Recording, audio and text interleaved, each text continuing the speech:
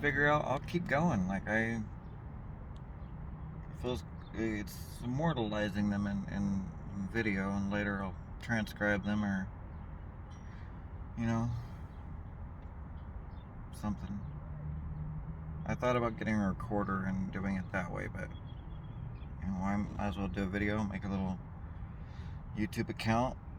People do that nowadays. They get their thoughts and emotions out,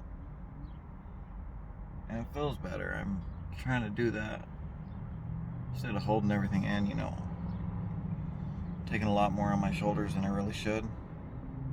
Blame myself for a lot of things. I've hurt a lot of people that I loved that loved me, and I hurt them. Not intentionally.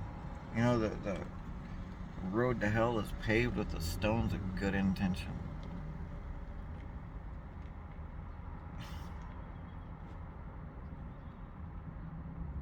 In an effort to be, whatever I was trying to be when I joined the Army, which my 18-year little memory from Facebook popped up on the 3rd. Been 18 years since Iraq. 18 years. 1-8. Oh, and I know I need to clean my nails, hashtag depression. Whatever. Obviously you see me touching my face a lot, so I'm constantly scratching. I got this shit going on, adult eczema. You should see my scalp. Look at all those gray hairs. Rocky. My gray hairs outnumber yours, brother. But, of course, I am older. That guy's still laying there, by the way. But I think he moved, so... Metro Center. This area, right here on the High-17 in Peoria. I've seen so many ghetto birds flying over. One night there was a fight literally right on the other side of the parking lot here, and the ghetto bird was flying around right here with the spotlight on, and we're in this car, probably we're using, maybe hitting right then, I don't know. I had these cardboard things over the window. Hi.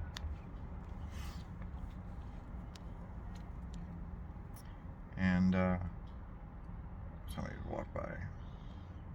Did I say hi? She didn't say hi back, and I know she heard me. Anyway, I had these cardboard covers that blocked out as much light in the car as I could. Addicts, they like to keep things dark when they're not like I got high a lot. We just kind of got well. Shake and Bake. I just got a text from Shake and Bake. Good dude too. Looks like Chris Farley, like a mini version of Chris Farley. Can do an impression of him just perfectly. Hashtag RIP Chris Farley. Supposed to hang out with him, but I don't feel like driving an hour and a half to his house. It's fucking Queen Creek, almost to the mountain. That big mountain. So I know these keep getting longer, and I'm trying to keep them short because, let's be honest. Who wants to watch a long video? You want to get a little bit of information and then like dwell upon it, not just hear a bunch of, stories. If there's any point I could get across, don't do drugs, kids. Heroin is one fucking hell of a drug, and it'll eat your life away until you have nothing left, and then you'll love it. You'll still crave it and run after it every day, doing whatever it takes to get it, whether it's stealing, robbing, thieving. I did my fair share of all of it. Did a lot of returns. One person goes in and steals, whatever, and then comes out, and then the other person goes in with an ID and returns them, and then you go sell the gift card, and then you go pick up after a long day's work of robbing, thieving, stealing, killing, lying, all that bullshit that heroin in that life brings. I think that's why Toys R Us shut down. Babies R Us, we stole a lot of stuff from there. Those maternity bras, they go for like $50 a piece. You walk in, walk out with an armful of them. I used to have this one guy, Kyle. He was with me the day that I got arrested. We were going to sell some trade some Xbox games that he just took from his brothers. Yeah, I picked them up from his brother's house the day before with Xbox games and went and picked up. So that's what we were on our way to do when I got pulled over, but I'll keep that story for later. It's like at the end of the 6 years or 5 years, or that block of time, rough.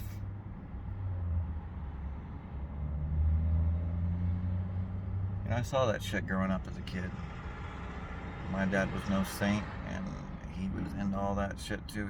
You know, come years later, I find out that he did a lot of the same shit I did. You know, he sold and he was good at it, just like I sold and I was good at it myself. Well, it's been more than 7 years, so like the statute of limitations or whatever is covering my ass legally. I don't know how many people are going to see this, but I'm going to go ahead and publish it, you know, whatever it's called, upload it. I mean, what's worse can happen?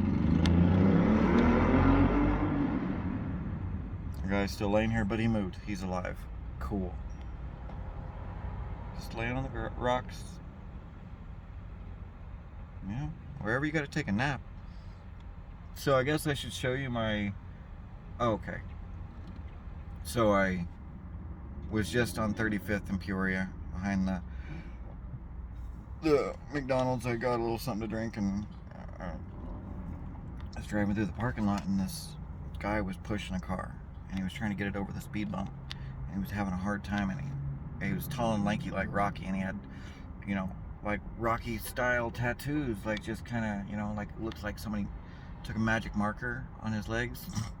I love your work, brother. You know, you did this, you know, you're good, but we need to work on those legs. I think you should let me tattoo you. Oh, that's a good idea. I can do it.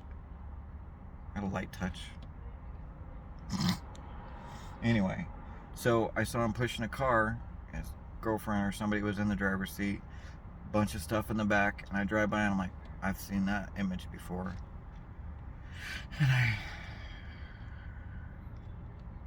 I see him, and I pull into a spot, and I'm sitting there. I'm like, I should give him some money, you know. I know that life, and I pull a little bit of money out, $23. Seems like a drop in the bucket when, you know, you need a lot. When you're supporting two people in a, you know, drug habit, which is a very expensive drug habit. That's why you gotta sell to use, or use to sell, or whatever the fuck, however that goes. So I find him back in the parking lot, and like, he's got his shirt off and his tattoos, and he's tall and lanky. He's got the long face like Rocky, hat backwards, hair long and curly, sticking out from underneath it, like, man. So I stop. I'm like, hey man, I saw you pushing. I just, you know, I feel for you. You know, I've been there. He's like, yeah, we live in my car. I was like, I live in mine, but it's by choice. But at one point, it was not by choice. It was by, you know, necessity because of heroin. He's like, he looked at me, his eyes just came to mine, and he almost teared up, and he said, oh, that's where I'm at. And then I just had to drive away. Give him my whole wallet just because I feel for him, because I know how fucking shitty that is. And then, you know, supporting someone else, not wanting them to hurt and be in pain.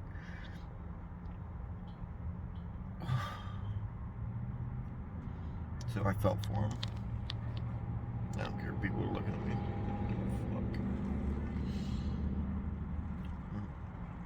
And then I came here to another, like, huge reminder of that life and how fucking rough and unforgiving it is. No lube, rammed hard.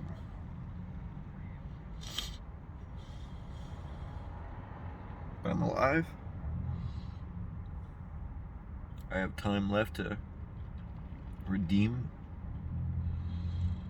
Maybe not redemption, but I think that, you know, I've sacrificed enough. There's a reason why I got this while I was out here. It's hard to read, but SAX a sacrifice. And it's made to look like I cut it in myself. You know, it's like it's bruised. People in prison loved it. Only very few people have ever gotten it right, like, you know, been able to read it.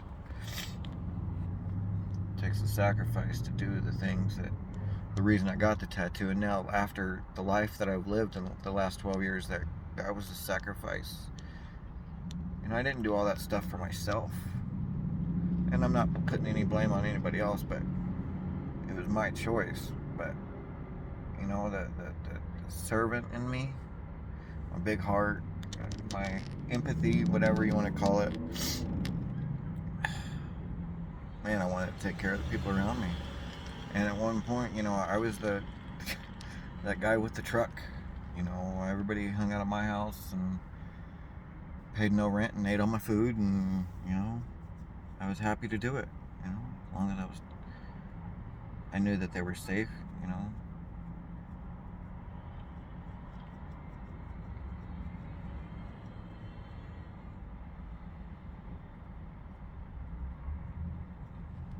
Yeah, craziness. I'm up to 11 and a half minutes. I need to, you know, I'm gonna make another video. Just give me a minute.